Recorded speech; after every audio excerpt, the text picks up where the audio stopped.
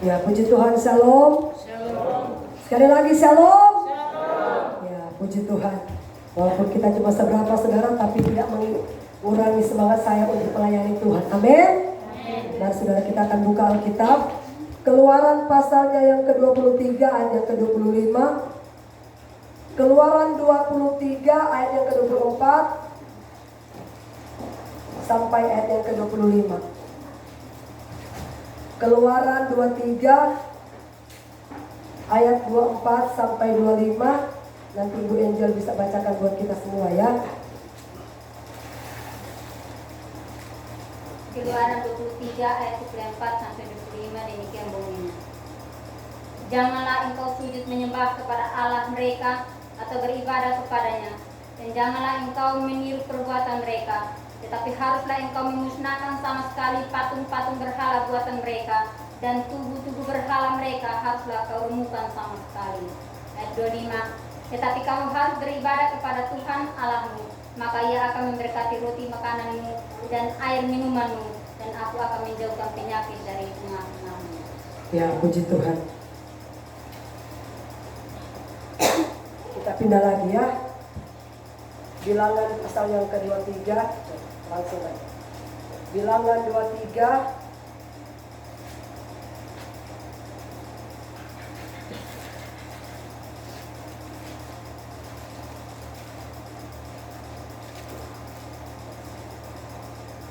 Bilangan pasal yang ke-23 ayat yang ke-22 sampai 23. Ya, Ibu Angel bisa bacakan. Bilangan 23 ayat 22 sampai 23. Allah yang membawa engkau keluar dari Mesir adalah bagi mereka seperti tanduk kekuatan di hutan. Ayat 23.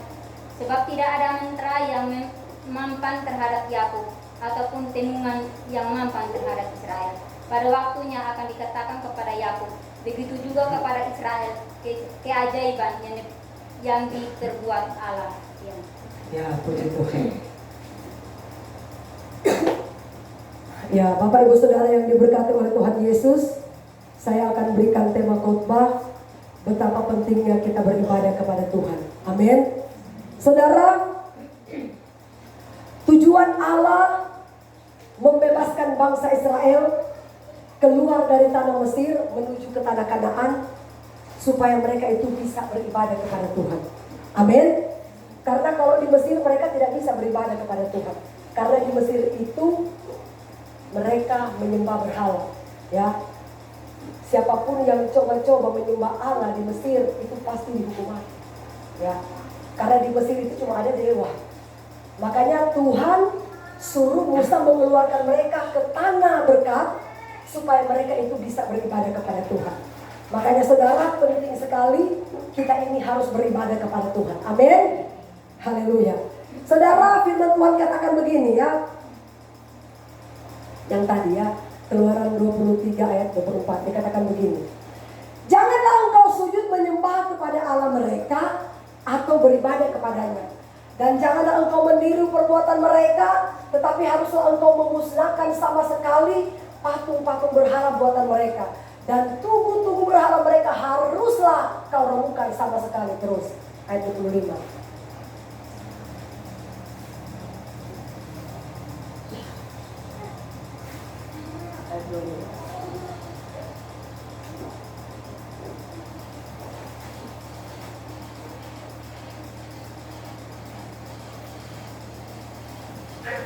Saudara, ini yang penting ya.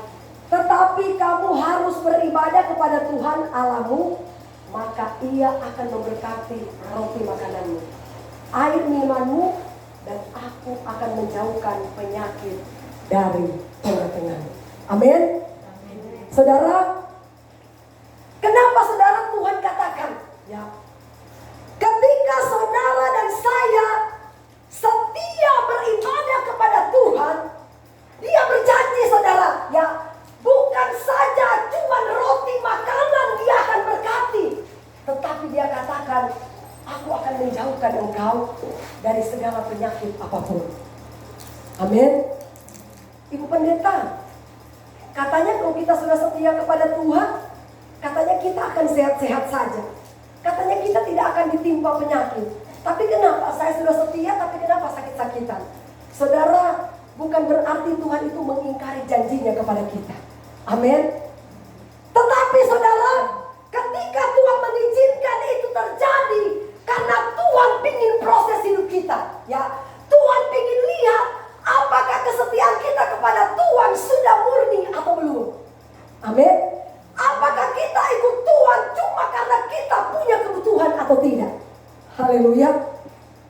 Saudara, satu ketika ada satu keluarga. Mereka mungkin sudah sekitar 15 tahun tidak punya anak, tidak punya keturunan. Ini kesaksian nyata, Kak. Terus saudara, satu keluarga ini suami istri rajin sekali beribadah, ya. Ketika mereka saudara menunjukkan kesetiaan mereka kepada Tuhan, jangankan mereka beribadah, habis ibadah mereka mampir ke pastori, pasti sharing dengan gembala. Ya, jadi gembala kasih dia nasihat, kasih dia masukan. Akhirnya saudara, karena ini keluarga ini setia beribadah, akhirnya hamillah dia. Sudah 15 tahun tidak punya keturunan, akhirnya Tuhan berkati kandungannya. Ya. Saudara, apakah yang terjadi? Ya. Setelah dia kandungannya diberkati oleh Tuhan, kemudian dia bisa melahirkan secara normal, anaknya bisa bertumbuh dengan sehat. Umur 1 bulan, 2 bulan, Pak Pendeta tanya begini, Bu, kenapa tidak ibadah lagi? Aduh Pak, anak saya rewelnya minta ampun. Oh gitu ya. Berikut lagi, Bu, kenapa tidak beribadah? Aduh Pak, anakku ini Pak makin hari makin nakal. Jadi kalau bawa ke gereja nanti dia mengganggu saya. Nah, akhirnya umur 5 tahun kemudian, sudah mau hampir 5 tahun dia tidak pernah gereja. Pak Pendeta lagi tanya, Bu, kenapa tidak gereja? Aduh Pak, anakku ini minta supaya dia diantar jalan-jalan ke puncak. Nah, satu ketika saudara, habis mereka berlibur dari puncak, pulanglah ibunya ke rumahnya dengan suaminya. Nah, pada waktu itu saudara, dia mulai tidurkan anaknya, ya. Pada waktu dia kasih tidur anaknya, tiba-tiba dia katakan begini, kenapa nih anak ini kok sudah sore, sudah jam begini kok belum bangun? Dia kasih bangun. Nak, bangun. Nak, bangun nak. Nak. Nah, kasih bangun. Sudah mau hampir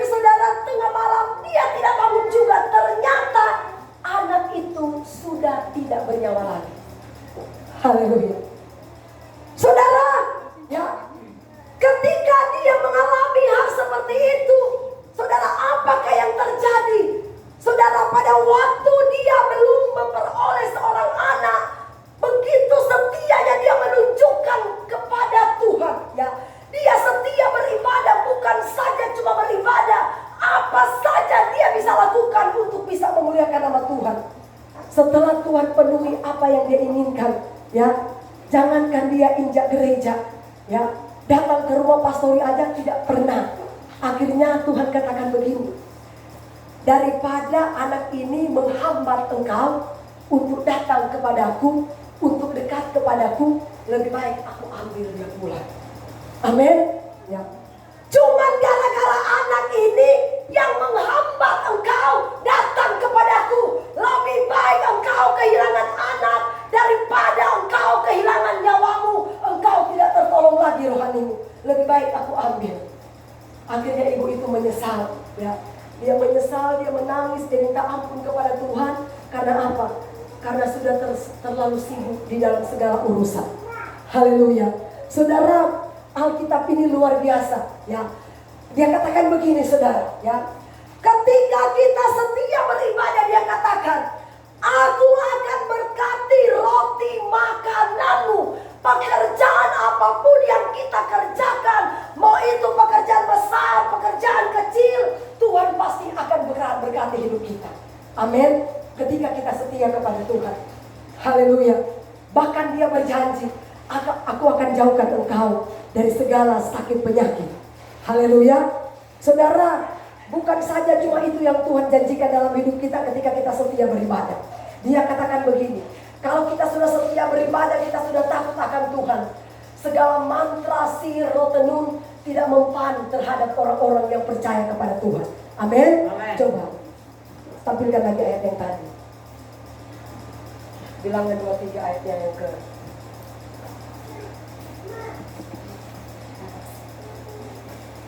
Saudara lihat, ya.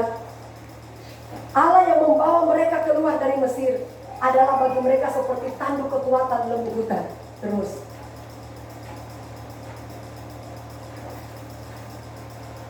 Sebab tidak ada mantra, luar biasa, ya.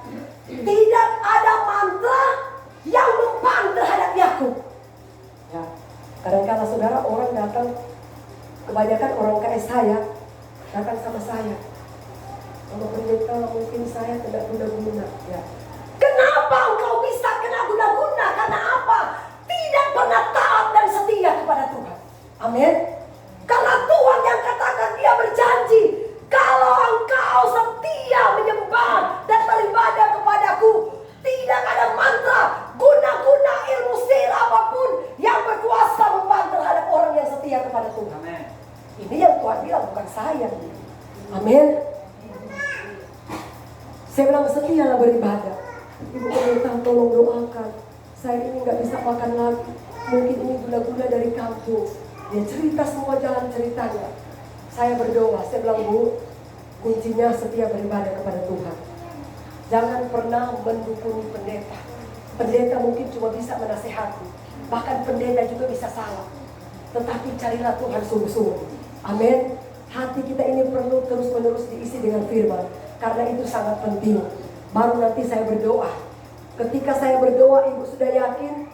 Saya yakin meskipun mantra dari manapun tidak akan pernah tembus. Dan itu bisa kembali ke Tuhannya. Karena kata Alkitab, bisa senjata makan Tuhan. Amin. Kalau kita bisa setia dengan Tuhan. Akhirnya saudara, setelah saya doakan, dia sembuh. 1 bulan, 2 bulan dia masih setia. 3 bulan kemudian, gara-gara sudah sehat juga segar, tidak pernah setia lagi kepada Tuhan. Itulah manusia. Amin. Ya, terkadang saudara, itu yang kita lakukan.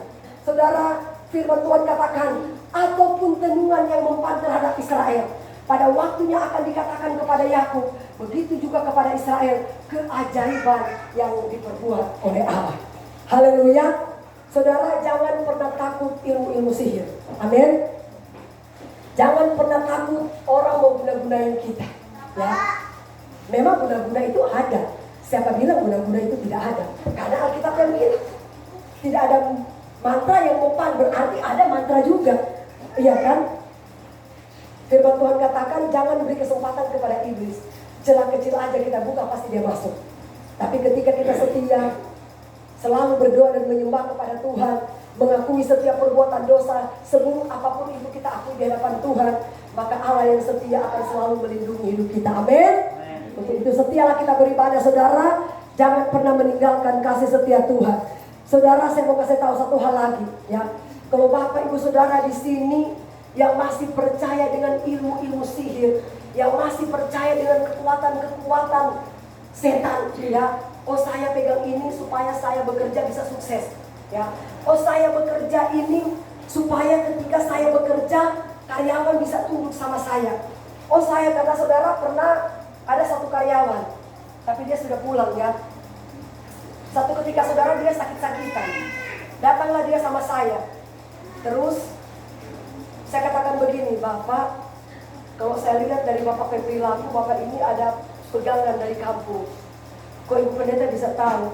Saya bilang, Pak, saya memang tidak maha tahu, tapi Tuhan yang maha tahu, dia bisa memberitahukan sama kita. Amin.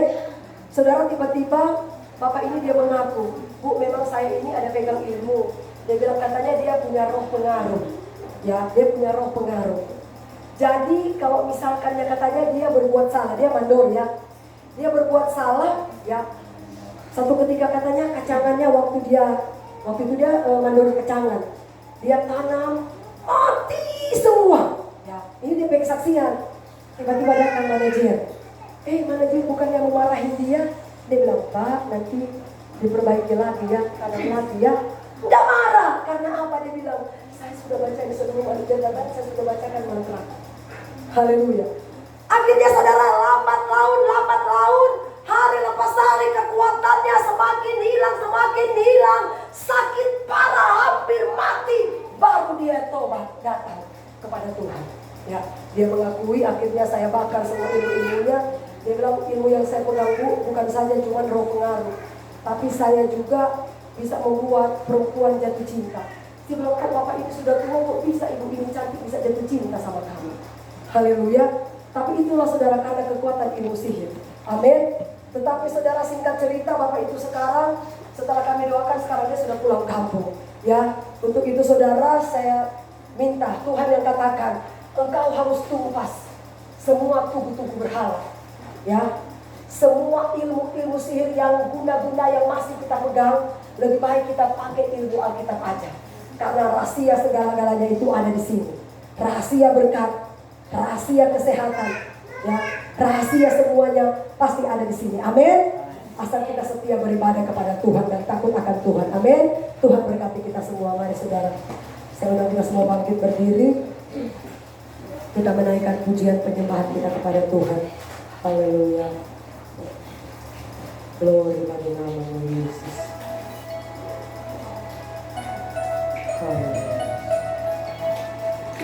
Mari saudara, kita menaikkan pujian kita kepada Tuhan.